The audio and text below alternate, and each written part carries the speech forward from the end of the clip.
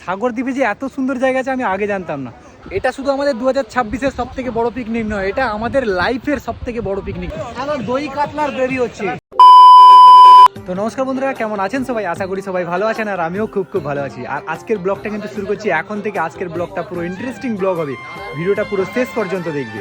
আজ মেনুতে যেহেতু এঁচড় চিংড়ি রয়েছে, তাই এঁচড় এবং চিংড়ি মাছ দুটোই রেডি করে নিই বাড়িতে এবং বাকি সরঞ্জামগুলো লোড করে দিই গাড়িতে। যা যা সরঞ্জাম লাগে এখানে কিন্তু আমরা ভ্যানের মধ্যে সাজিয়ে নিয়েছি। রতন ভ্যান নিয়ে এসেছে, আর এখানে রয়েছে কিন্তু আমাদের সবকিছু বাজার যন্ত্র। এই ব্যাগে রয়েছে যে পাতা, সব বাজার এখানেই রয়েছে। কালকের রাতে যে বাজারগুলো আমরা করতে গেছিলাম, কালকে রাতেই করা হয়ে গেছে। তো বন্ধুরা, ফাইনালি আমরা কিন্তু বেরিয়ে পড়েছি 2026 সালের সব থেকে বড় পিকনিকটা করতে। চলো ভিডিওর সাথে যুক্ত থাকো, দেখা হচ্ছে পিকনিক স্পটে গিয়ে।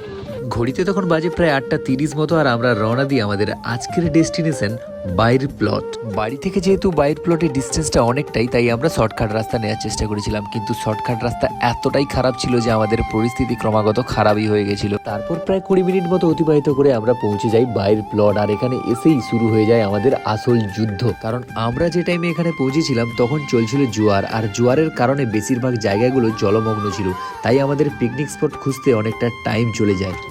অনেকক্ষণ ধরে জায়গা খুঁজছি, বহুত জায়গা তো আছে, কোথাও জঙ্গল, তো কোথাও জল জমে আছে, কোথাও নোংরা পড়ে আছে। ঠিক আছে, তো বাইর প্লট তো চলে এসেছি, জায়গা খুঁজছি আপাতত।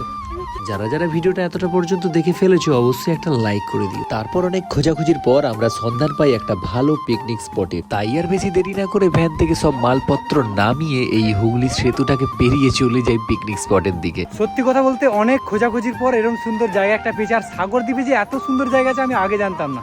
সিরিয়াসলি বলছি, তোমাদের দেখাচ্ছি জায়গাটা, দেখো। তো আমরা পিকনিকটা করছি ঠিক এই জায়গায়, এই যে পুরো একদম সমুদ্রের পাড়ে বঙ্গোপসাগর, এখানে আমরা পিকনিকটা করছি। আর জায়গাটা দেখো, একটু দৌড়ে গিয়ে দেখাই তোমাদের। ও ভাই সাহেব, এখানে দেখো, ওদিকে জাহাজ ফাজ রয়েছে, ও দেখো ওদিকে জাহাজ, এখানে একটা ভয়া পড়ে আছে, এই যে। আর আমরা পিকনিকটা করছি এই জায়গায়। তোমরা আগে কখনো এই জায়গায় এসছো কিনা জানি না, তবে আমি এই জায়গায় প্রথমবার এলাম। পিকনিকে কেমন এনজয় করলাম, কি বা আমাদের মেনু ছিল, সবটাই থাকবে পার্ট 2 এ। পার্ট 1 এর ভিডিও এই পর্যন্ত, দেখা হচ্ছে পার্ট 2 এ।